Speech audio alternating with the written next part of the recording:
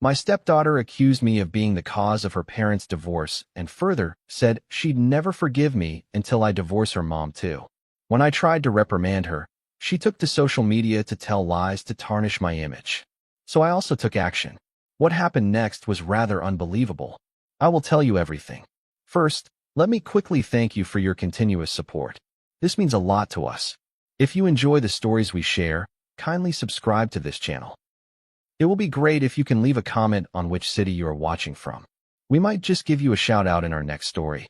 Today's special shout out goes to Denise Anderson from Australia. We are glad you enjoy our stories. Now let's go deeper into the story. I always believed that respect, when genuinely given, would eventually be returned. Maybe that was naive of me. But back then, I truly thought love, time, and consistency could melt any resentment.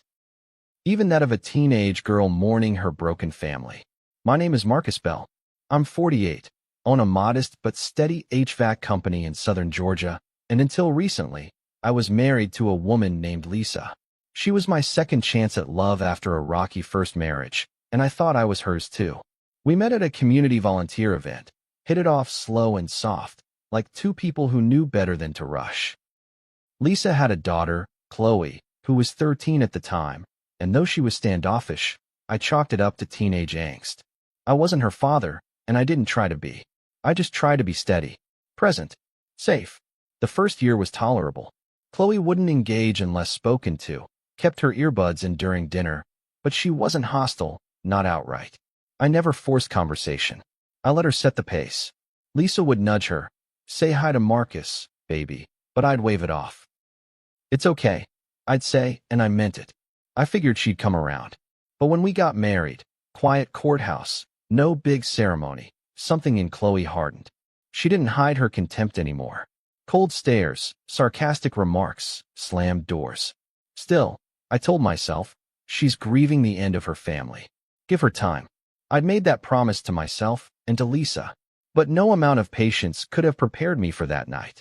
It was a Wednesday. The kind where everything feels slow and stretched thin.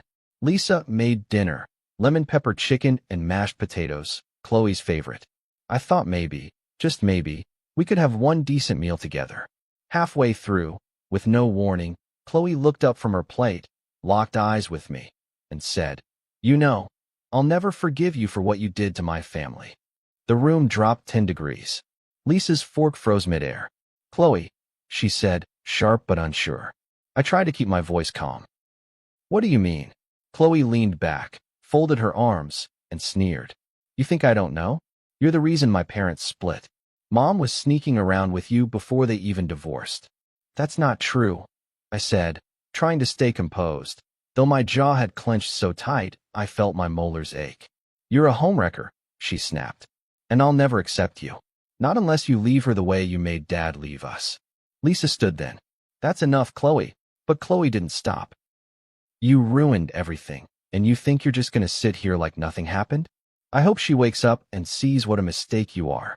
My hand stayed on the table, but every muscle in my body screamed to push back. Not physically, God, no, but emotionally, assertively. I looked to Lisa, waiting for her to correct the record, to say it wasn't true, to defend me. But Lisa just looked tired. "Chloe's hurting," she said. "She doesn't mean it." "Yes, I do," Chloe said. I stood up slowly. "We didn't start anything until after the separation," I said directly to Chloe. "Your mom can confirm that." Lisa looked down at her plate. That silence. It said everything. The walk from the dining table to the living room felt like a march. I sat down on the couch, breathing hard, not from exertion but from frustration. My heart was pounding. Not because of what Chloe said. I could take a teenager's rage, but because of what Lisa didn't say. That moment revealed more than any argument ever could. Chloe had been fed a story, or let herself believe one, and Lisa had never corrected her. She let it fester. And now, it had exploded like a grenade in the middle of our family. I didn't sleep that night. Every time I closed my eyes, I saw Chloe's face, so sure, so smug, and Lisa's silence. My stomach churned with questions. Was Lisa ever fully honest with me about her timeline with her ex-husband? Did she allow her daughter to carry this false narrative just to avoid uncomfortable conversations? And if so, what else had she let slide? The next morning, I tried again. Not for an apology, I wasn't holding my breath, but for clarity. You need to talk to her, I said to Lisa while she buttered toast in the kitchen. She's angry, she mumbled. She'll come around. No, she won't. Not if she thinks I broke up your marriage. Lisa didn't look at me. Just let it go, Marcus. Let it go. Let my name be dragged through mud by a teenager. Let her believe I was some manipulative homewrecker while I paid bills, fixed leaking faucets, and tried to show up like a real partner. Let her poison our home with bitterness while I bit my tongue. I couldn't do it anymore. I wouldn't. I'll talk to her, I said. Firmly. Lisa's eyes finally met mine. Don't be harsh. She's just a kid. But I wasn't planning to be harsh. I was planning to be honest. And I did talk to Chloe that evening. I told her she was free to dislike me, but she wasn't free to spread lies. I asked her, directly, to consider the damage she was doing. I told her this couldn't go on, not like this. She rolled her eyes, walked away, and within an hour, she was on Instagram, spinning her version of the story. And it wasn't just passive-aggressive posts. It was names, photos, proof, accusations that went beyond the dinner table and into the public. Comments flooded in from her friends, classmates, even strangers. Words like predator, abuser, manipulator. All fake, all vicious, but all public. I stared at my phone in disbelief. I felt like I was watching my life get set on fire in slow motion. That night, as I stood in my garage, staring at the workbench I built with my own hands, I realized something. If I didn't stop this now, it wouldn't just ruin my reputation. It would define me. So I called my lawyer. I didn't make that call out of spite. I made it out of desperation. I couldn't sleep, couldn't focus, couldn't even eat without feeling the bile of betrayal rise in my throat. Chloe's post had gone semi-viral in the way teenage drama often does. Shared, commented on, picked up by small gossip pages in the local community. Screenshots made their way to colleagues, clients, even church members. I was now the subject of a whisper campaign I never saw coming. And the worst part wasn't the lies. It was how easily people believed them. I met with my attorney, Mr. Levins, the following morning. Sharp guy, mid-50s, direct and unflinching. I laid everything out. The false accusations, the personal attacks, the loss of work. I showed him screenshots, timestamps, and every message Chloe had posted or sent. He took one look at the evidence and said, "This is defamation. Plain and simple." Even though she's 17? I asked, hesitant. She's old enough to know better, and you're suffering tangible damage, he said. We can pursue this. I walked out of that office with a folder full of legal paperwork and a pit in my stomach. This wasn't how I imagined things unfolding. I wasn't a man who liked courts or drama or threats. I just wanted to clear my name and get my life back. But once Chloe's accusations reached my professional world, once they started costing me real money, real relationships, I knew silence wasn't just cowardice, it was complicity. When I told Lisa I'd retained a lawyer, she reacted like I'd kicked the family dog. "You're taking my daughter to court?" she hissed.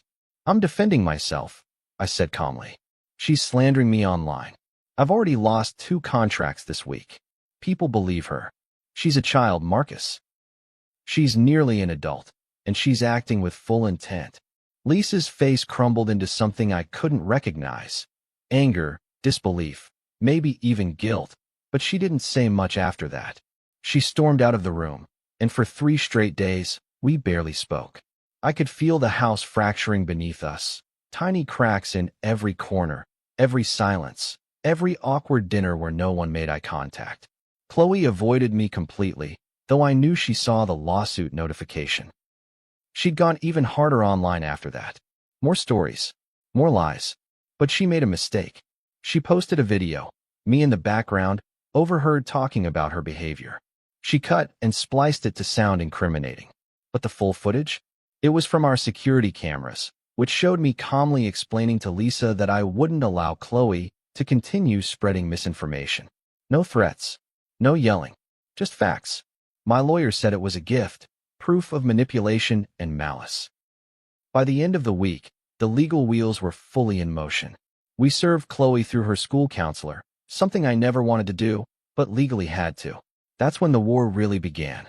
Within hours, my phone lit up. Mutual friends, co-workers, even Lisa's family started calling me. What the hell are you doing? You're suing a teenager? How could you? Not one of them asked what she had done to me. Not one of them wanted to see the screenshots, the evidence, the reality. They were more comfortable with the image Chloe painted, a bitter, vengeful stepdad out for blood. But my tenant Mike, God bless him, was the only one who sat down, read through everything, and said, "You're doing the right thing, man. It's not about age. It's about accountability." That support meant more than he probably knew, because by then, even Lisa had turned her back. She cornered me late one night, after a silent dinner where we'd barely touched our food. She stood in the kitchen, arms folded tight across her chest, voice low and deliberate. "If you don't drop this, I'm leaving." It hit like a punch to the ribs. "You're choosing her lies over my truth." I asked. "I'm choosing my daughter," she said. "No matter what." And that was it. No room for discussion. No gray area. Lisa had picked her side, and it wasn't mine. It never really had been, I realized. She wanted me quiet, apologetic, a placeholder who absorbed the blows without pushing back.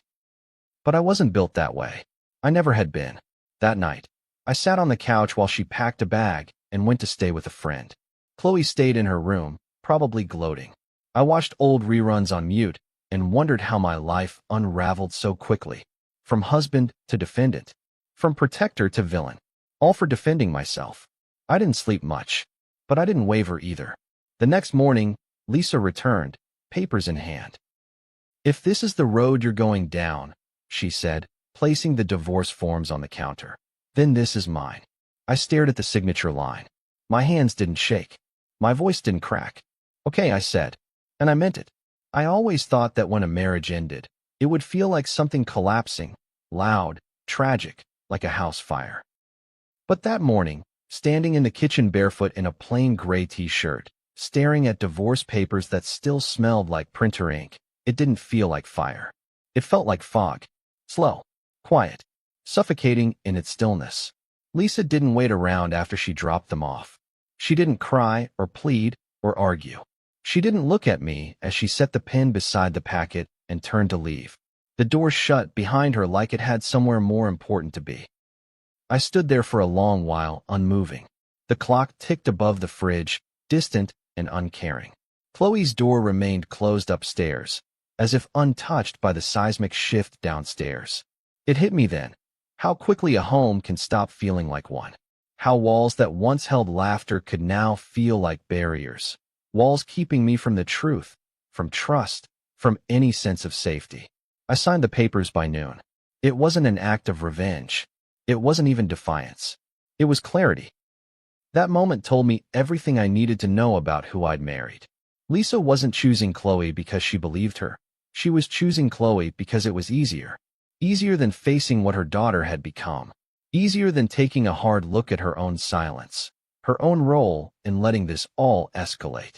She had confused protection with permission, and now she was doubling down, even as the truth begged to be heard. I called my attorney next, confirmed I still wanted to pursue the case. "Absolutely," I said. "No backing down." That week was the longest of my life. Chloe escalated her posts again, sensing victory. Screenshots of my signed divorce papers made their way online, though I still don't know how she got them. Probably from Lisa. The narrative shifted.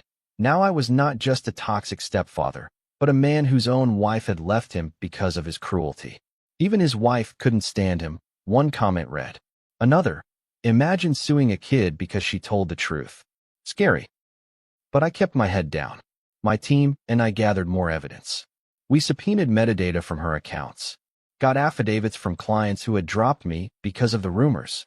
Mike, my tenant, even testified to her verbal abuse and manipulation. Chloe had no idea how deep this had gone. She'd assumed no one would dare push back, that I'd fold under the pressure of public opinion. But I didn't. I wouldn't. The legal strategy was clear. Show the harm, show the intent, and show the malice. Chloe's defense leaned hard on her age. She's a minor, a child processing grief. But our team countered, Grief doesn't give you license to lie, to defame, to publicly accuse someone of emotional and even sexual misconduct with no basis. That crossed every moral and legal line. Age didn't erase damage. Lisa didn't show up for the first court appearance. I didn't expect her to. She'd said her piece, indirectly, and I'd responded in kind. But what stunned me was the silence from everyone else. People who once broke bread with me, who sat at my table on holidays, now refused to return my calls. The betrayal didn't sting as sharply as I thought it would. It felt more like a dull, persistent ache, a quiet confirmation of something I hadn't wanted to admit. Most people only stand by you when it's easy, when it's clean, when no one's watching. But one person stayed. Mike. He'd become more than a tenant by then. He sat with me most nights, beer in hand, flipping through files, or just sitting in silence while we watched the late news. "You're doing something most men wouldn't," he told me one night. "Not because they're cowards, but because it's lonely." "It is lonely," I said. "But it's also righteous," he added. "And that matters." That stuck with me. The word righteous. Not arrogant, not vindictive, just rooted in what's right. I wasn't trying to destroy a teenager. I was trying to hold one accountable for her actions, her lies, her weaponization of victimhood. Because if I didn't, who would? What kind of precedent would I be setting for the next person she turned against? The week before the court date, Lisa texted. Not a call, just a message. "Is this really the legacy you want?" I stared at it for a long time. Legacy. As if mine had somehow become the problem. I didn't respond. I just looked around my house. Half empty now, with Lisa's decorations stripped from the walls, Chloe's loud footsteps no longer stomping upstairs, and I realized something. For the first time in months, I could breathe. Not perfectly, not peacefully, but deeply, honestly, and that was a start. The courtroom didn't look like justice. It looked like bureaucracy, beige walls, cheap carpet, water-stained ceiling tiles. But that day, to me, it might as well have been a battlefield. I wore a dark suit, freshly pressed, my shoes polished until they shined like resolve. I sat beside my attorney, eyes fixed on the judge's bench, jaw tight. Chloe was across the aisle, sitting next to a defense attorney who looked like she spent more time on morning talk shows than in trial. She wore a smirk I'd come to recognize from every online post, detached, untouchable, proud of the chaos she'd created. She didn't look scared. She looked bored. Lisa wasn't there. I should have expected that, but some small, foolish part of me had hoped she'd show. If not for me, then to finally face what her daughter had done. But she never walked through that door. No apology. No explanation. Not even a message. I was on my own, and I was okay with that. The judge, an older man with silver hair and a stare that could cut through granite, opened the proceedings. My attorney began with the basics, clear, concise, and damning. He outlined Chloe's accusations, that I had allegedly groomed, emotionally abused, and manipulated her mother to destroy her family.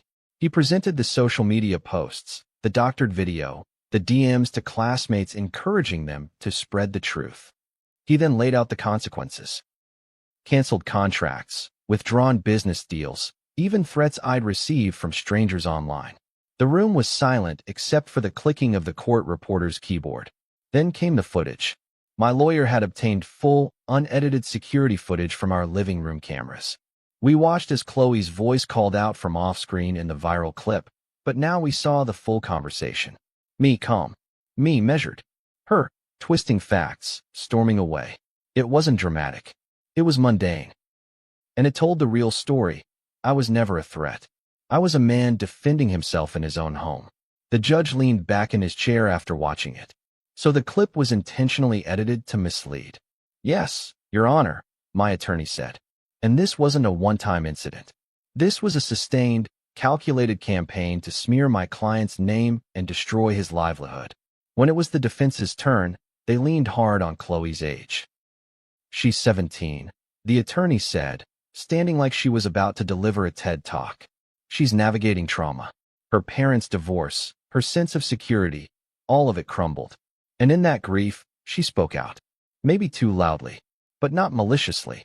I almost laughed. But the judge didn't. She intentionally falsified content and encouraged others to do the same. he said, narrowing his eyes. This is not a question of grief. This is a question of intent. Chloe didn't flinch. She crossed her legs and checked her phone while her lawyer kept talking. We called witnesses. Mike testified first. Calm, military clear, precise.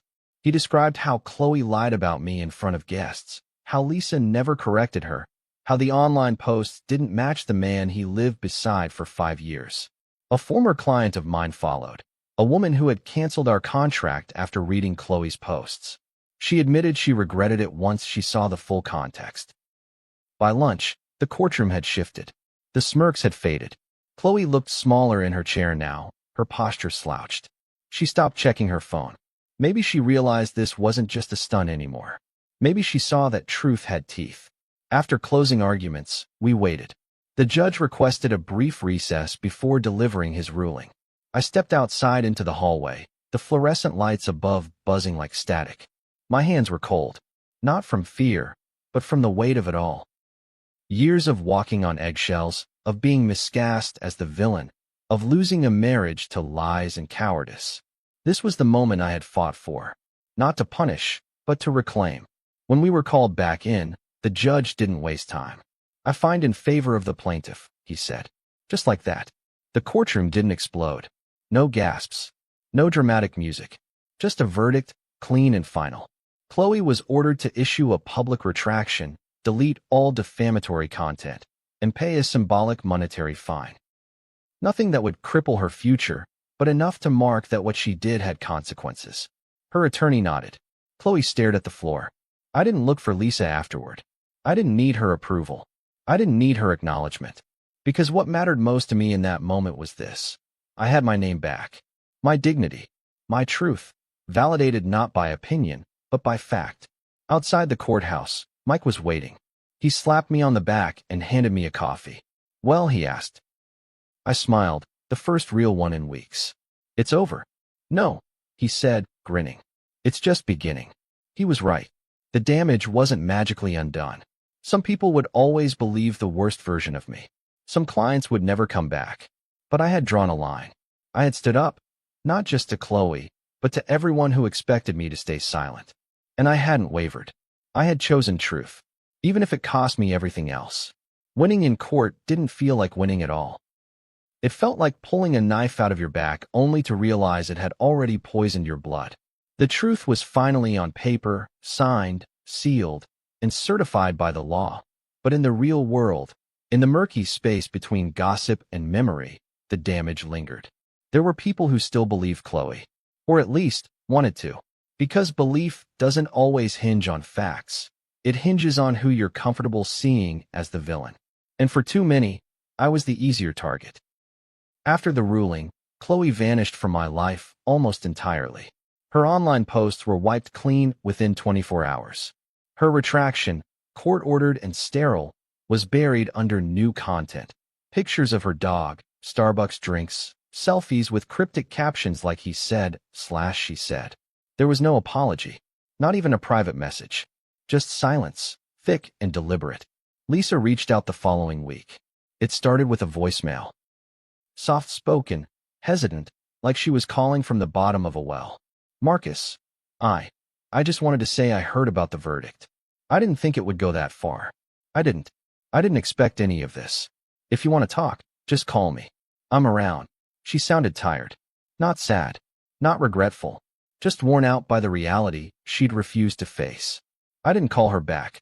Instead, I sat in my living room that night, lights dim, a bourbon glass sweating in my hand.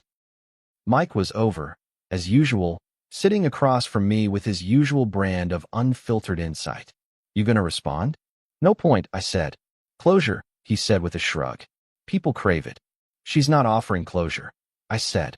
She's offering relief from her guilt. He nodded slowly. Fair. It wasn't bitterness I felt. It wasn't even grief. It was recognition. Lisa had made her choice, and now she was living with it. Chloe, too. They'd both painted me as a monster when it suited them. But now that the lie had cracked open, they wanted to pretend the paint wasn't still on their hands. I didn't know them clean up duty.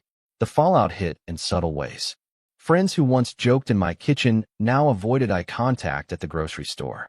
One of my church elders pulled me aside after service and said, "I'm glad the truth came out, brother, but maybe lay low for a while." As if I'd embarrassed the community by defending myself. My business took longer to recover. 2 major clients never came back. One of them, a property manager, emailed me a polite but unmistakable message: "We're moving in another direction." I framed it and put it on my office wall, not out of spite, but as a reminder. People are quick to run when the water gets murky, but I'd rather lose 10 fair-weather clients than keep one who doubted my integrity. Still, there were quiet wins. Former clients returned slowly, one by one. A few neighbors dropped by just to say they were sorry for believing the worst. My sister, who had stayed neutral throughout the ordeal, finally spoke up.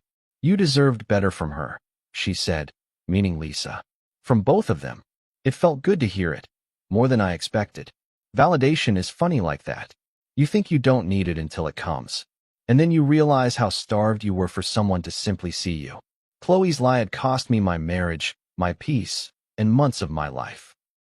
But it had also forced clarity. I had been living in a house that wasn't built on honesty. It was built on avoidance. Lisa didn't just fail to protect me. She failed to protect us. She chose silence when words mattered. And Chloe? She weaponized pain into power because she knew no one would stop her. Except I did. The hardest part wasn't suing her. It was realizing I was the only one who would. There was a small moment, maybe a week after the verdict, when I ran into Lisa at a local farmer's market. I was grabbing fresh eggs, and she was picking up herbs. Our eyes met across the crowd. She smiled. Hesitant. I nodded. Polite. We stood like that for a second, suspended in awkward recognition, and then she walked over. "Hey," she said softly. "Hey. I read your statement after the verdict," she said. "You handled it well." "Thanks." She looked down at her bag, then back at me. "I didn't know how to fix it." "You didn't try," I said. "That's what broke it." She nodded, eyes glossing over, but I didn't soften. I couldn't. I had spent too long swallowing pain just to keep the peace. I wasn't about to regress now. I just thought, maybe someday we could talk, she offered. "Maybe," I said. "But I think you and Chloe need to talk first." And then I walked away. That was the only redemptive moment I could offer. A chance for her to fix what she still had, not what she'd lost. I wasn't cruel. I was clear. And there's a difference. The house was quieter now. No footsteps upstairs. No doors slamming at odd hours. No lingering tension coiled in the kitchen like a live wire waiting to snap. It felt bare. Not in a lonely way, but in a clean one. Like a room freshly swept after years of dust. The photos of Lisa and Chloe were long gone, replaced by framed prints I'd picked out with Mike on a slow Saturday. Abstract, calm, distant from memory. I didn't need reminders anymore. What I needed was space to breathe, and I had that now.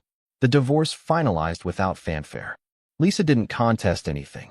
We divided the house proceeds evenly, sold off the furniture, and signed the last papers without ever sitting in the same room. There was no final fight, no dramatic farewell. Just signatures and silence. I remember holding the pen in my hand, looking at the final line where my name would go, and feeling nothing but resolve. I wasn't sad. I wasn't angry. I was done. Mike helped me move into a smaller place across town, closer to my shop, simpler, with a porch that caught the afternoon sun just right. We hauled boxes, ordered pizza, and spent that first evening sitting on lawn chairs in my empty living room, laughing about nothing. "Feels like the start of something," he said. I nodded, not needing to say a word. He was right. It did. Not a rebirth. Not some phoenix from the ashes nonsense. Just a man starting over with clean hands and no more lies in his house. Chloe never reached out. Not directly. I heard from mutual acquaintances that she'd started therapy, something Lisa probably should have pushed for years ago. She enrolled in community college, working part-time at a boutique downtown. I passed her once on Main Street. She didn't see me, or if she did, she pretended not to. I didn't wave. I didn't stop. I kept walking, not because I hated her, but because I had nothing left to give her. No forgiveness. No anger. Just indifference. And for someone who had once consumed so much of my mental real estate, that indifference felt like liberation. A few months after the verdict, a local news blog reached out. They wanted to do a piece on online defamation and the implications of false accusations, using my case as a template. I declined the interview, but I gave them a written statement. The truth should never require sacrifice, but sometimes it demands it. I chose to protect my name, not out of pride, but because allowing a lie to live unchecked was more dangerous than losing a marriage. Justice isn't always loud, but it is always necessary. They published the piece. It made the rounds, quietly, respectfully. No backlash, no fanfare, just the truth, standing on its own legs, finally unshaken. I found myself healing in small, stubborn ways. I started running again. Something I hadn't done in years. At first, just a mile or two. Then 5. I liked the feeling of my breath burning in my lungs, of pushing forward, of controlling something again. I picked up woodworking, built my own coffee table, sanded it for hours until the surface was smoother than anything I'd ever owned. I stopped flinching when my phone buzzed. I stopped expecting disappointment every time I opened an email. The fear was gone. The air around me had cleared. One evening, as I was locking up the shop, a former client, one of the first who dropped me, pulled into the lot. He got out, looked sheepish, and said, "I owe you an apology." "You don't," I said, but he insisted. "You didn't deserve what happened." I should have waited, asked questions. I didn't. That's on me. I shook his hand. We didn't talk long. But when he drove away, I stood in the empty lot and smiled to myself. Not because I needed the apology, but because it reminded me I wasn't crazy. I hadn't imagined the betrayal. I hadn't overreacted. People had made choices. And I had too. The finality of it all didn't hit me like a hammer. It settled in like a blanket, gradually, warmly, unmistakably. I had no wife, no stepdaughter, no family dinners or forced pleasantries. But what I had was mine, my peace, my home, my reputation restored. And most importantly, my self-respect. I used to think protecting your name was about pride. But now I know it's about something deeper. Something essential. Your name follows you into every room, every handshake, every moment of trust. If you let someone soil it, they're not just damaging your image, they're redefining you. And I refuse to be redefined by lies. People ask me if I miss Lisa, if I regret taking it that far. I don't. Because anyone who asks me to trade truth for convenience, loyalty for silence, love for self-erasure, they never loved me to begin with. They loved the role I played. And once I stepped off their stage, they had no use for me. That's fine. I've found peace in the audience of one, myself. I don't know what Chloe tells people now. I don't care. What matters is what's been written, sealed, and proven. What matters is I can look in the mirror and know that when it counted most, I didn't shrink. I stood tall. I stood alone. And I stood clean. Have you ever been blamed for something you didn't do, and then watched the people closest to you stay silent? What would you have done in my shoes? Share your thoughts in the comments. I want to hear your truth. And if this story resonated with you, don't forget to like the video and subscribe for more real, raw stories about family, betrayal, and finding the strength to stand alone. See you soon in the next story.